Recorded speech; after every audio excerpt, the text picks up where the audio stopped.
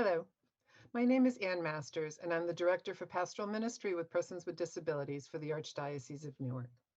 I'm here today to talk with you about reconsidering charity.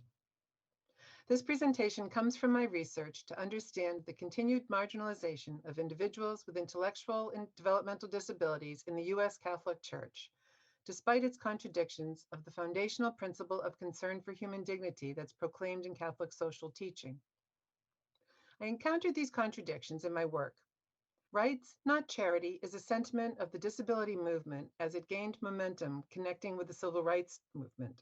Recognizing and supporting civil rights is very important in society, so I'm not challenging that. However, for faith communities, we need to remember that charity is based on human dignity as a matter of justice. It's not just about nice things to do. To be authentic, charity must respect the needs of the person, not what others desire for them or think they deserve or should have. I will mostly be speaking from the Catholic Christian tradition, particularly Catholic social teaching, but I'll also make connections with the Jewish faith thanks to Rabbi Julia Watts-Belser and Shelley Christensen. However, I believe there is common ground amongst all our different traditions, and I invite you please to consider the dictates of your own faith community as you listen to what I say. In my research, I identified 3 issues in particular at the root of the problem. First was the full implications of human dignity within Catholic social teaching, I believe, is woefully under-realized. Then second, the current common perceptions and experiences of charity by many individuals is typically patronizing and dehumanizing. Third, I also discovered a meta-narrative that has been present throughout the history of ministry with persons with intellectual and developmental disabilities in the U.S. Church, that I have named the shadow narrative because it eclipses the light of the gospel. Charity has a major PR problem amongst persons with disabilities, and the concerns are connected to the 3 problems I named above. In Reconsidering Charity, I will share some of my discoveries and hope to engage you in considering their implications and perhaps possibilities. The charity model of disability is based on long-standing stereotypes of dependency, sentimentality, and otherness that portray individuals with disabilities more as objects of pity and instruments for others to become better people. Presenting individuals with disabilities as an opportunity for charity proposes patronizing assumptions that typically perpetuate dependence rather than fostering flourishing.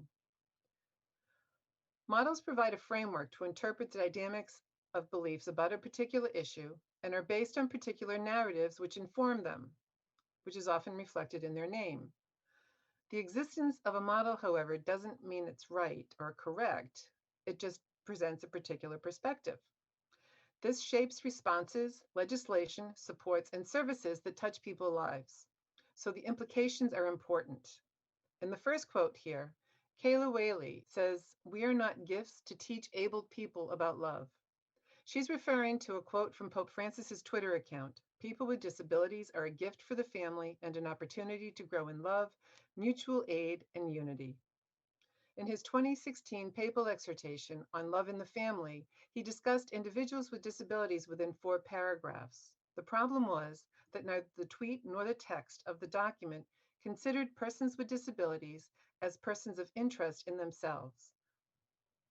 Understanding the past can help us understand the present better and possibly provide ideas for charting a new course. So I investigated the earlier history of charity to get a sense of its development and additions. This isn't an exhaustive analysis, but it does provide a sense of the shifting trends that may have introduced the seeds growing into our current problems today. This chart represents early Jewish tradition that Jesus inherited through the Middle Ages and also up until the inception of the Holy Roman Empire. The inherited Jewish tradition of charity was concerned with physical sustenance and personal and social impacts of poverty. This holistic concern was also the early church's concern. Then, in the apostolic period, the Greco-Roman influences during the diaspora introduced new attitudes about wealth, poverty, social order that lacked really the appreciation of the covenantal relationship between Yahweh and the people of Israel. Then in the 4th century, there were 2 paths that emerged. One was both Jewish and Christian ecclesial structures began to consolidate economic, political, and religious power, both with mixed experiences. Some they would be open to corruption as well as sincerity. The second was the monastic tradition that migrated from the Eastern Church. Benedict of Nursia, who wrote the Rule of St. Benedict, is widely considered the father of Western monasticism, though he wasn't the only one in his day, nor the largest. Benedict wrote a simple rule for beginners to provide a simple path to holiness for his monks. There was a strong sense of hospitality, concern for the stranger. Their life centered on prayer, lectio divina, work, and hospitality. A common metaphor from those days were of the two faces of Christ. Christ is present in the one who welcomes and in the one who receives. This was a relationship of mutuality and reciprocity and respect.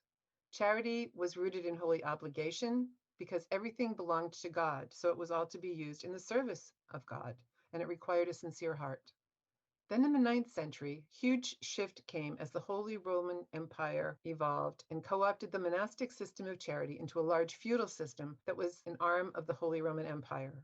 Abbeys and abbots became political and economic forces. They chose to standardize on the rule of St. Benedict, attracted to its simplicity.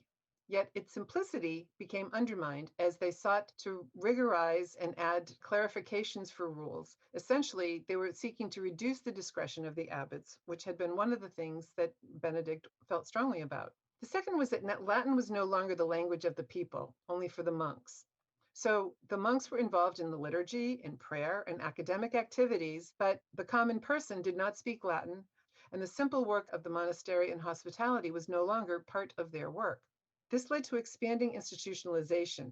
They established a group called conversi, which was a new level of people to do the work of charity. They did not necessarily have the heart of charity.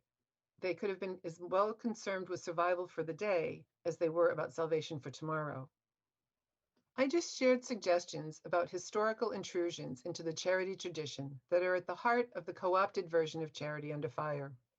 However, what sustains it, despite its contradiction of data that persons with disabilities are able to learn and develop with access to appropriate education, supports, and participation in all areas of life? What sustains it, despite its contradiction of basic faith statements that affirm the dignity of the human person? Looking throughout the development of the ministry in the U.S. Catholic Church, I discovered a narrative about individuals with intellectual and developmental disabilities that was interjected through its history from the start. It's a meta-narrative with 5 different threads that are sometimes interwoven. The first is the Holy Innocent. Individuals with disabilities are in a perpetual state of grace or forever children. The second is that they are an object of pity and an opportunity for service to provide others a chance to become better people, such as we saw in Kayla's quote. Third was that there was a special connection with Jesus and the cross, that their life of suffering provides an example to others for endurance, or that somehow they participate in the redemptive suffering. The fourth is that of idealism. It doesn't really matter what you do. You try your best, regardless of if it was a good plan to begin with. And then once tried, let it go, because one of the 3 really is operative. In other words, God has them covered. They're either perpetual children in a holy state of grace, or they're an object of pity and charity, or they have a special connection to Jesus and the cross. It doesn't really matter. And then the 5th one is that they're actually not quite human. They're totally other. I named it the shadow narrative because it eclipses the light of the gospel and it keeps the true dignity of persons with disabilities hidden within the shadow of its false narrative.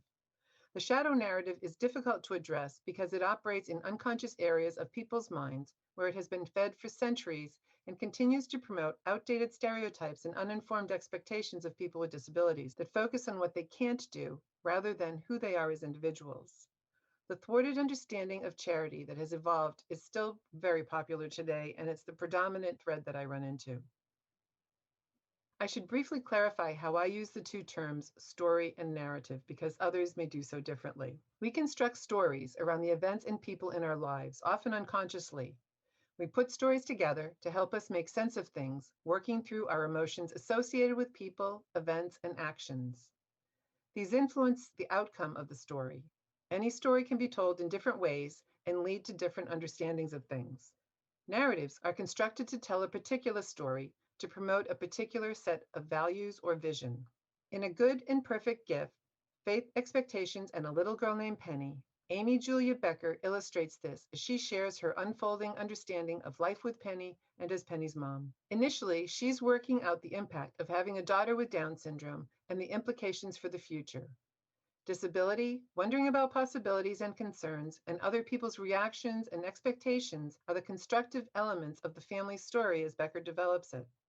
Two events, though, cause Becker to shift focus, and she no longer sees Penny as her daughter with Down syndrome, but as just Penny. She still has Down syndrome and will grow up in a world where many people may not value her. But Becker now sees Penny as a beautiful gift whose life is full of possibilities with the unique person that Penny is. Becker was initially developing a story about her daughter, herself, and their family, working through her questions and emotions that were troubling her.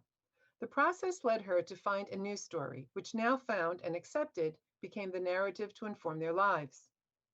Penny wasn't a problem to be fixed. She was a daughter and a person to be loved. Stories from the lives of two people, Renee and David, may help to illustrate the impact of the shadow narrative. Renee is a blogger and identifies as a former pit bull advocate for the Ability Center in Toledo, Ohio. Renee is married and has cerebral palsy. When she is out with her husband, Floris, people often bless him for being with her, the woman he loves. All they see is a woman who uses an electric wheelchair, has awkward speech and hand control, and needs a lot of napkins when she eats. They don't see her intelligence and wit, which informs her work, nor her great heart. To them, Renee is someone to be pitied and taken care of, and Floris is clearly earning points for heaven by being with her. Renee and Floris are both seen through the lens of the charity thread, which is really a perverted form of charity because it says that individuals with disabilities are objects of pity who provide others with opportunities to become better people. David was born with cerebral palsy in the 1940s. 3 times, doctors told his parents that he should live in an institution because he wouldn't live a valuable life. He would never talk, and that at home he would only take away from their other children. They were seeing David through the lens of disability, particularly disturbing thread of disability that says individuals with intellectual and developmental disabilities aren't really like us, but somehow different and maybe not quite human. Yet David grew up in a family that valued and nurtured him and soundly proved them wrong. He became a mail handler for the U.S. Postal Service and commuted from Bergen County, New Jersey to New York City for 45 years. His income kept his mother and 3 youngest siblings in their home when his father died prematurely of a heart attack. David has lived a very full life, including serving in the hospitality ministry for his parish's religious education program for over 40 years. In fact, in this picture here, he's shown at the reception for celebrating that event. David was also a regular participant in its groups for moms and dads of individuals with disabilities. He attended the meetings to provide the voices of their sons and daughters and to remind parents to believe in possibilities. David and Renee have had the benefit of people in their lives who valued them and supported their development. Growing up within loving relationships has helped them both to be resilient during life's challenging moments. If you acknowledge your possessions as coming from God, is he unjust because he apportions them unequally? Why are you rich when another is poor, unless it be that you may have the merit of good stewardship? This quote by St. Basil suggests that we are not really sure why there's such a discrepancy between what some people have versus others. But it's part of God's created scheme of things. Through sharing, others might be lifted up and that they themselves might be enriched in the process. Here, it's being used by Father Duffner to praise people who either share their time or money to support the ministry with individuals with intellectual disabilities in the Catholic Church in 1970.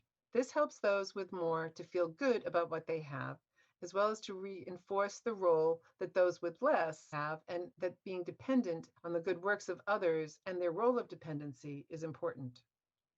The other threads of the shadow narrative can also be explained in utilitarian terms, and they are a subset of a larger set of narratives that have been operative since the beginning of human society. Part of the process of building community and culture are based on a mixture of shared and valued characteristics. Such community identity has historically been the foundation on which to develop human society that guides sharing and protective practices. A part of tribalism supports internal group cohesion by defining who is an outsider. Psychologists tell us that the ability to feel empathy for one's offspring, clan, and others in one's group, as well as to not feel empathy for outsiders, has been part of human evolution. This process of empathy is unconscious, but very interestingly, we now know that they can be developed, contrary to earlier expectations. Our ability to feel empathy can alternatively motivate empathic behavior or motivate us to avoid situations that we're concerned will elicit such feelings. Research has indicated that this will happen if it's going to be a difficult situation to face, either by costing us money or causing discomfort. For example, encountering people living in extreme poverty could challenge beliefs in a benevolent God or a just world. The quote from St. Basil addresses this point. Avoiding such situations essentially renders the other people invisible, and it also protects one's worldview through avoidance. Or a new narrative is developed to explain the situation, which still protects someone's worldview. Compassion or motivational empathy will also be important to help us move beyond the shadow narrative. The shadow narrative focuses attention on persons with disabilities and any other marginalized group, therefore marginalizing them by what Thomas Reynolds calls the cult of normalcy. The cult of normalcy explains the process of marginalization that occurs within societies based on characteristics that are valued and considered preferable. The cult of normalcy is fed and maintained by the shadow narrative. Again, this operates at an unconscious level. The more valued characteristics someone has, the more body capital, Tom Reynolds says, or social currency. Currency is something that we're used to in our society, and status is as much a part of economy as is money. The marginalization that results from the shadow narrative and the cult of normalcy creates a space that has somewhat sentimentally been referred to in theological circles as on the margins. I say sentimental because it is said that this is where Christ can be encountered. But I'm concerned about its potential to become subsumed into the sentimental thread of the shadow narrative. Yes, Christians believe that Christ is found within every person and that Christ is served in serving this person. However, there's real risk again of the person being rendered invisible within the face of Christ. Also, Christ is found in all people. Just because someone seems powerful, it doesn't mean that they don't have deep vulnerability within, and also that they don't need to be touched. While I talk about OTM as if it's a physical space, it's really a location of attitude. There is no city, town, county, state, or country named OTM. It can't be found on any map, though the spaces considered on the margins are obvious within any community. They are physically the spaces considered less desirable for many reasons, like the area on the left in this picture. Attitudinally, they are revealed by who is absent in the general life of a community but isn't missed. While the seemingly positive threads, which attribute an exalted status with God, such as the holy innocent or an opportunity for charity, the implication is still that they are not like us, and it restricts their contributions to a predefined space based on their disability to be used by others, regardless of their own ideas and interests.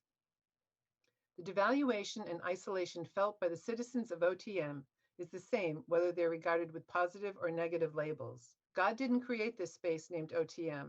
Humanly designed social structures create it by deciding what qualities are valued by the community and therefore who is valued. And let's be clear, living in OTM isn't pretty.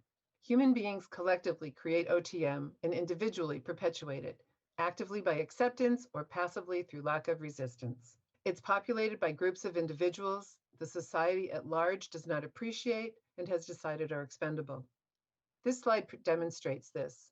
Blue represents people without any disabilities, red represents individuals with intellectual and developmental disabilities, and green are for individuals with other disabilities, not intellectual or developmental. Statistics show that children and teens with intellectual and developmental disabilities are 4 times more likely to be bullied, are 3 times as likely to live below the poverty line, and they are 4 times more likely to be victims of sexual or violent crime. Even before birth, unborn babies with the potential for having a disability or other anomalies are at greater risk. The red portion of the column reflects the percentage of instances of prenatal diagnosis of a range of anomalies. Without getting into the different grades of what anomalies are, the fact that 80% of parents choose to end the life of their unborn child because of the possibility of disability is significant and reflects the general lack of valuing persons with disabilities in society. For adults with intellectual and developmental disabilities, only 28% are employed versus 76% of people without disabilities. That gives some indication on why they're living below the poverty level. Devaluation wounds people. It hurt. There's the wounding legacy of low expectations. Social role valorization is a framework that seeks to counter the process of devaluing and marginalizing individuals at risk of this, and to help them have access to the things of a fully human life that are usually restricted to them due to the cult of normalcy. It points to the spiraling impact of the wounding process. This is from the work of Wilf Wolfensberger, and I'm not going to be able to get into it within the time that we have today, but I did want to at least point it out. Labels, both positive and negative, provide possibilities or limit them.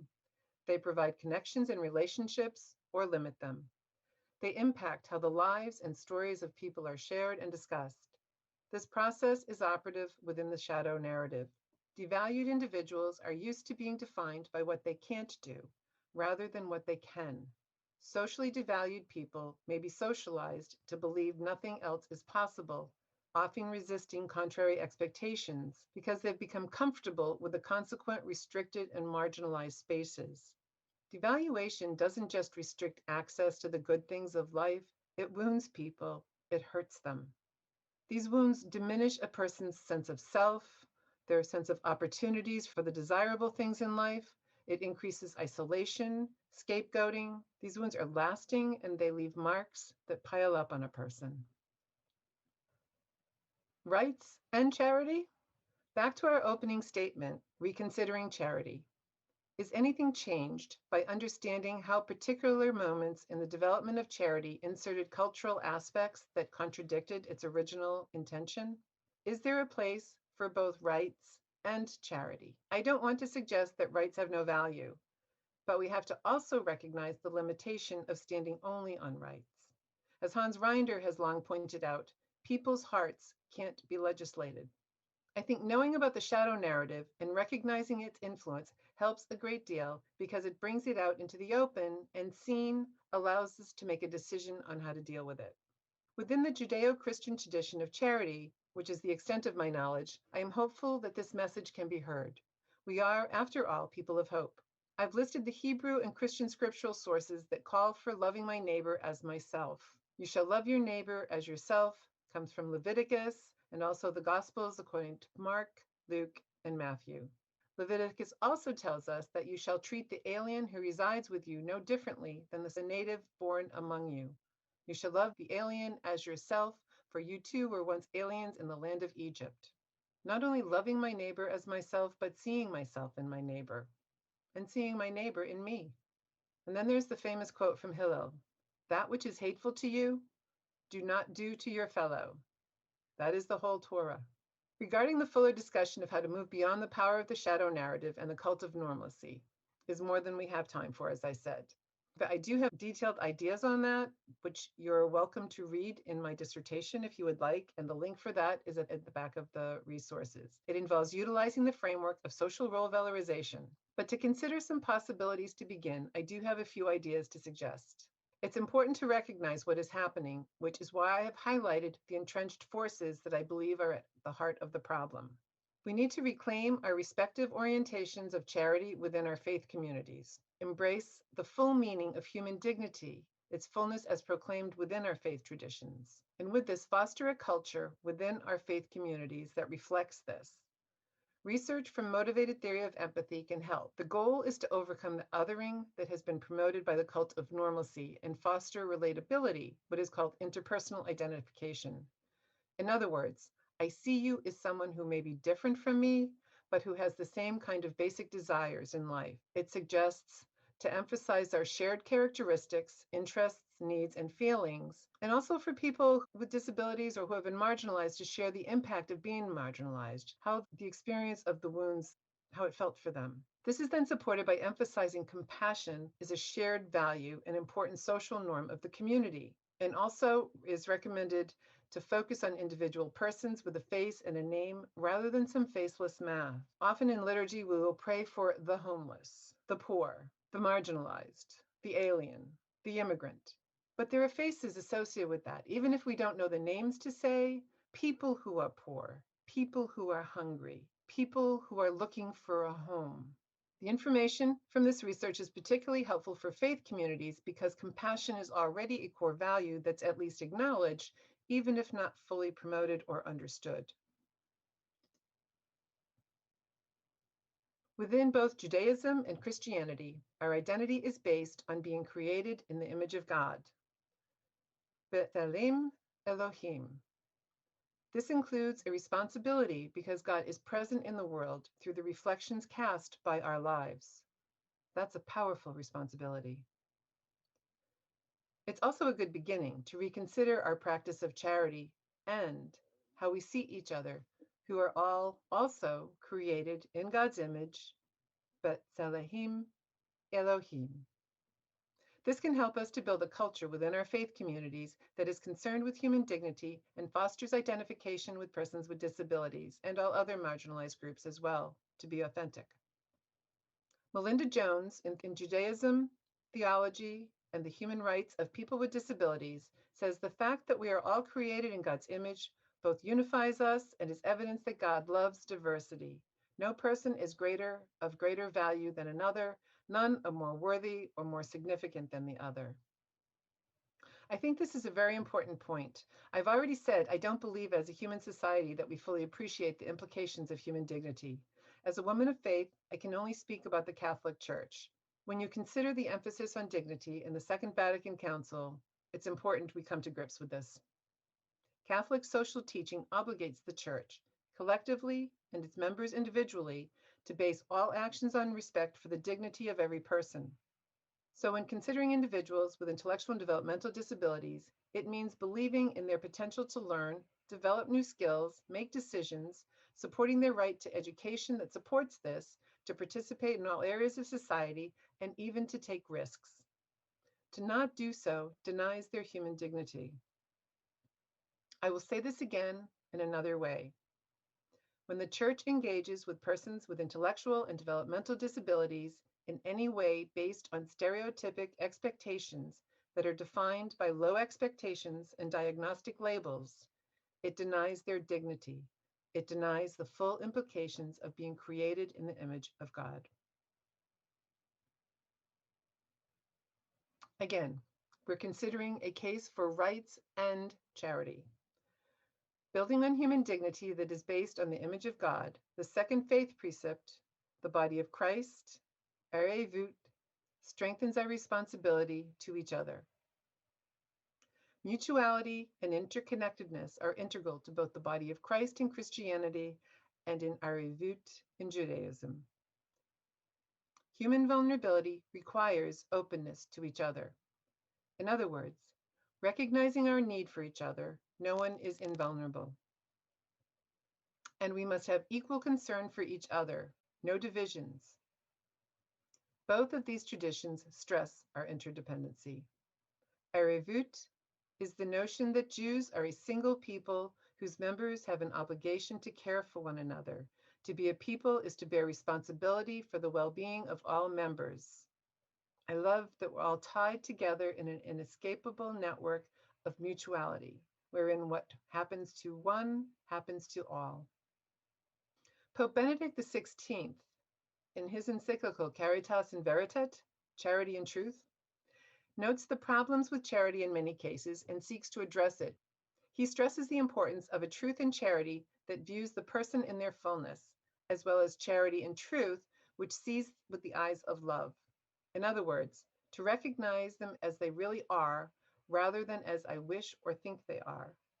And in the second case, to not judge harshly, to be compassionate. Benedict continues also noting the importance of this to support human development, which is integral to a person's vocation.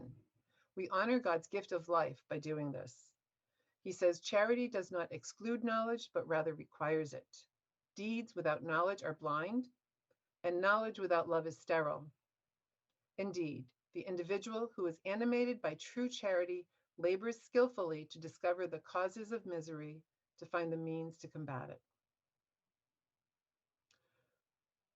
Reconsidering charity, reclaiming its roots as discussed here.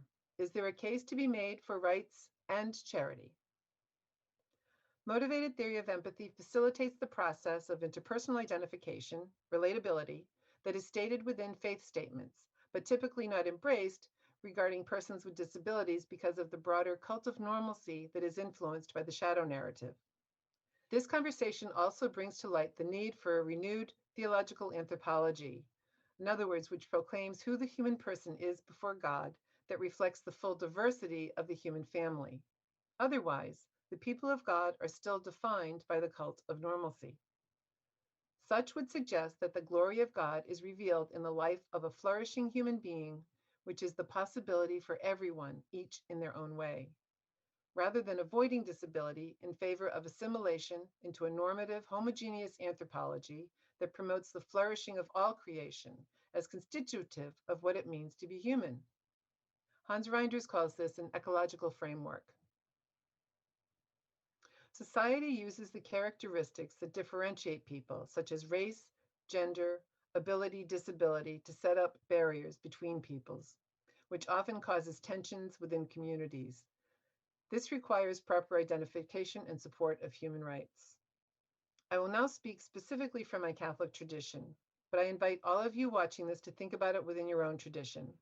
As the body of Christ, or within your own framework, if it properly acknowledges the diversity of the human family that was created by God, these boundaries should be embraced rather than avoided. The Spirit is active within a community that reaches out and engages with those who are perceived as different, rather than avoiding such tensions. The Catholic Church teaches that it's supposed to be the location of ongoing conversion and formation, which is the task of the entire community. Does this framework work within your own traditions, using its own language? Working through such tensions provides opportunities for growth and renewal, revealing new possibilities never expected. In this way, new gifts can be discovered or provided the opportunity to develop and unfold. Would not such a community serve as leaven for society? Might it not only support human rights, but also not stop at human rights? Might not such individuals or community, if animated by true charity, in the words of Pope Benedict, labor skillfully to discover the causes of misery, to find means to combat it? This is the question before us. Reconsidering charity, a place for charity and rights. Thank you. I look forward to your thoughts on this.